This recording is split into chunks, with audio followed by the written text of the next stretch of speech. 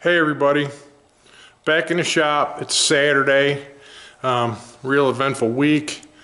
There's some things I want to talk about in regards to building a car. Some of this is going to basically focus on a bracket car, and there's options for gassers as well. I mean, you guys know I primarily do gasser stuff, but we're working on this Vega in here, and I wanted to discuss some stuff with you, thoughts on starting a project, getting into a project and what it might involve. So let's take a look at this Vega and we'll talk about this some, okay?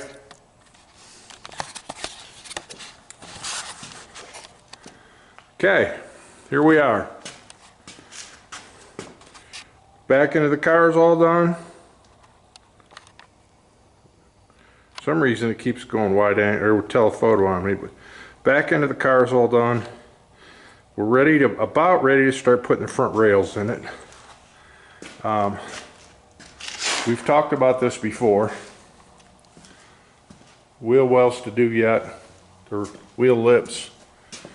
Battery box is in, fuel cell mounts in, electrical disconnects down there, it's in, and we got a little ground tab right there.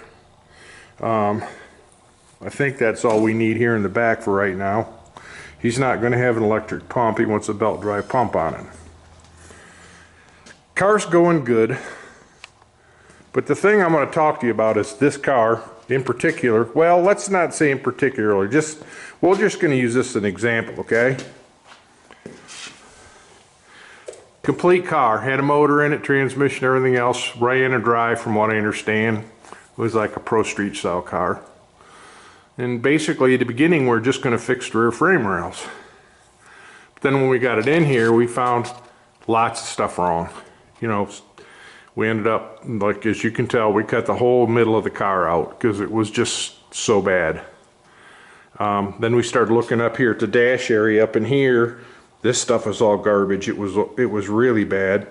And then Sean wanted me to put the front suspension that I cut off of that Vega when I did the struts here a while back. That's all right here. Sean bought that from Rocky and wants to put that back on this car. My concern is it going to line up when we get it on? I mean, you can see there's boogers and hacks and junk everywhere. There's more stuff we got to grind out, clean up. Like I say, we got all this stuff cut out. But the problem that I see in customer's car, so I'm going to do what he wants, but we so far have 36 hours in cutting and grinding, throwing stuff away. That's money that could be well spent somewhere else, to be honest with you. We could have used it. We could have just brought another stock shell in here and bought a race car kit and put in it, and we'd been farther along, you know, especially if we found something with good quarters. It'll take me a week to fix them. There's so much wrong there. It'll take me a week to fix some quarter panels. And I'm okay with that. That's what he wants me to do. But I want you guys to think about this before you buy a project, before you start a project. Like my car in the back, you've all seen it. I've cut it apart. I've changed a bunch of stuff. My labor, that's okay. But if you're paying somebody to do this stuff, that all adds up in a hurry. So that's something I want you to think about. Like if you're going to go look at a car and want to buy it, check the quality of the welds, make sure they look nice, because this thing in the back, man, they could not weld. I've had any of the structural welds, I've had to cut out of it completely and start over. So, and what I want to talk to about, I'm going to get over here by my table, is this kind of stuff right here. You go buy yourself a good body for $5 grand. You can buy one of these from Chassis Engineering. It's called a race car in a box. You can buy this thing. I mean, the big kit with 4 Lincoln struts is $56.26. You know, so $5,700. So it, you know, for $11,000 you can have a rolling car. It's got a 9-inch housing. It's got shocks. It's got struts. It's got the rack, the steering column, the battery boxes. Man, there's almost everything here, and it comes with detailed instructions, which is super nice. Super nice if you're building a bracket car. These make really, really nice bracket cars. The only thing, I mean, what I would add in this is like an X in the back to help hold the upper part of the hoop up. But other than that, these cars they're awesome cars. I've built them before.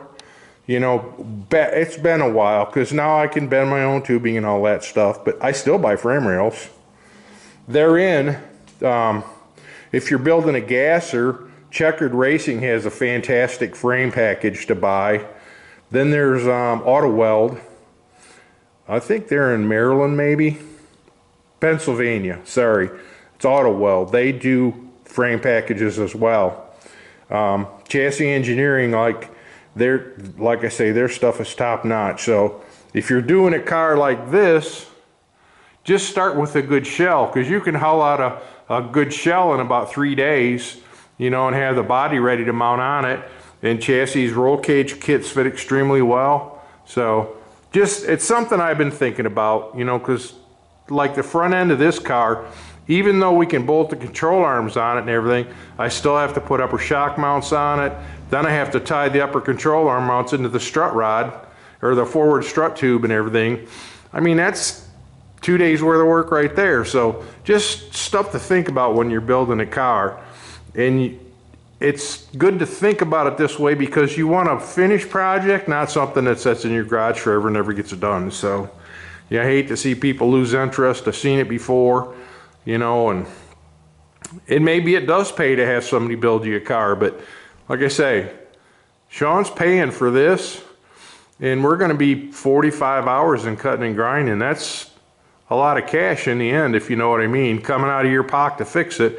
And the thing is, Sean knows that we're doing top-notch work, and he's going to have a really, really nice car when he's done. And I appreciate that part of it, him knowing and trusting us to do this. So, I mean, you take it all with a grain of salt. Do what you got to do. So that's my thoughts or my 2 cents on all this stuff. I'll show you everything else I got going on. In the back, I'm gonna walk over here by the toolbox. In the back, I've worked on the Chevy 2 a lot, and I wanted to show you some stuff here. Okay, trying to not make you seasick. This little dealio right here I made. These are transfer punches. I ground the pin off the end and sharpened them.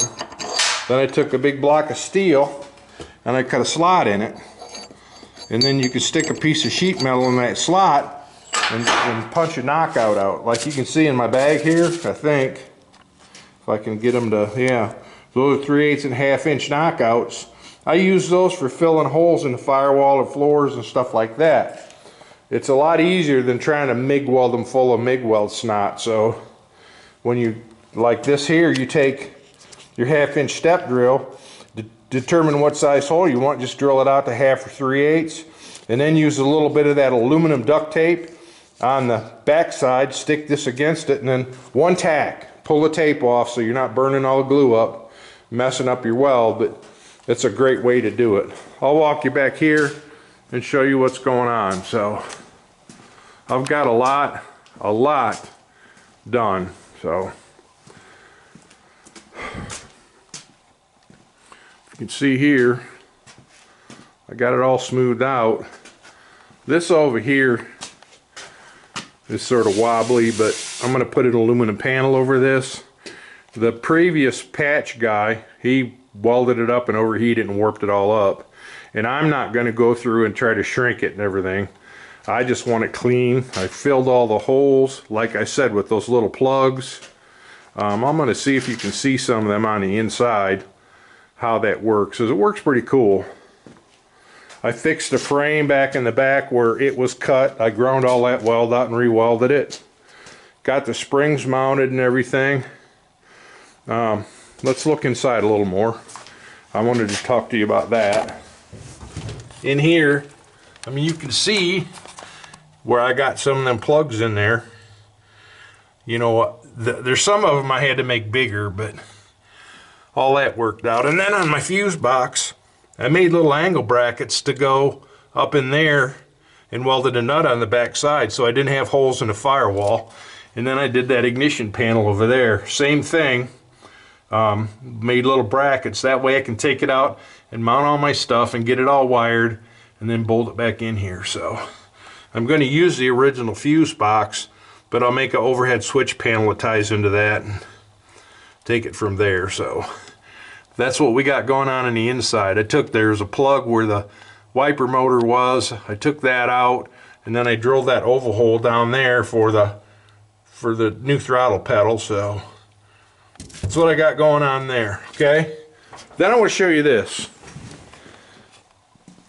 When I did this, I had to make sure that my axle was perpendicular to the center line of the car, and I'm going to show you an easy way to do that. I run this piece of aluminum, see that, from side to side, and I've told you this before, I set like an antifreeze jug on it, and then that string line goes right to the corner of the B-pillar, okay? In most cars, that's a really great place to start. If you don't want to try to find the line the other way, just find that corner on both sides and then set your straight edge there. Then you can butt into it with your tape measure to measure your axle center line or whatever. What I do is I come up front, hopefully you can see this, I put a line on the frame, like right there. I measured forward 6 foot and put that line. That way I can measure there to the axle center line. I can measure to the center of the spring perch to make sure that's right, and like from that line back to the perch bolt to make sure everything's okay there. And that's how I get that stuff all set up. So like I said, I got the axle in it. I got that from Ron Pope. Turned out it's an awesome piece. Thank you very much, Ron. That's super duper. So I had to grind the perches out here a little bit to fit, but that's par for the course because it's in the taper. But this is going to be awesome. Then what I do here to make sure the axle's in the chassis right is I find the center of the axle and center punch it. Then I can set my big square on there and measure from there to the frame rail on both sides to make sure it's centered there. And then I measure from like the end of the axle to the spring to make sure all that stuff's good. And then I set my caster. This is at 10 degrees because I am going to try to race this some. So then tack her in. I tack it with the MIG welder, but I'll TIG weld it. I'll clean them up and then I'll TIG weld that axle real good once I get my shock mounts figured out and brake line tabs, because I'll put it all together right now, remount the motor, all that stuff. Then I'll take it apart, finish weld, and clean everything.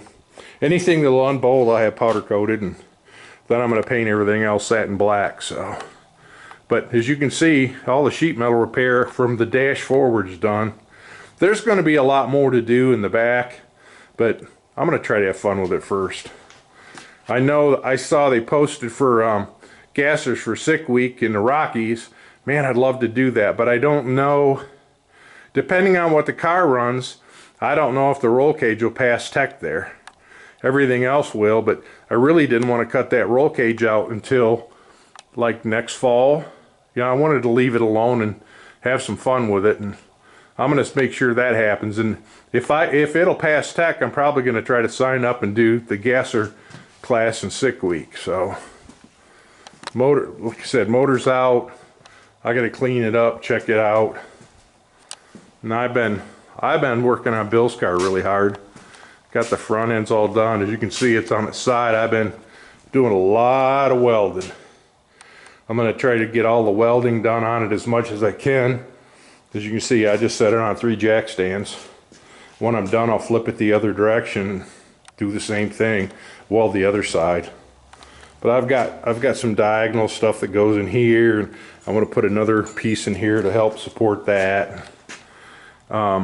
There's, like, I'll put the tow hooks on the front right now. I know they got to go on, and it's super easy to do it when it's on its side, so I'll get all that stuff done. But I should have, by the end of the week, I should have all the welding done and get it set back up where I can start mounting parts and pieces. That's what I'm looking forwards to. So I'll weld, and then I'll have somebody come look at it and see if I missed anything, because you sort of go blind welding on these things. you weld so much you'll miss spots, and you really don't want to do that. So for being, you know, working in a professional chassis shop, we'd have cars come back from the powder coater with missed welds, and you talk about fun to fix. You know, selling somebody a brand new car that you just touched up the powder coat on. So anywho, a lot of rambling today.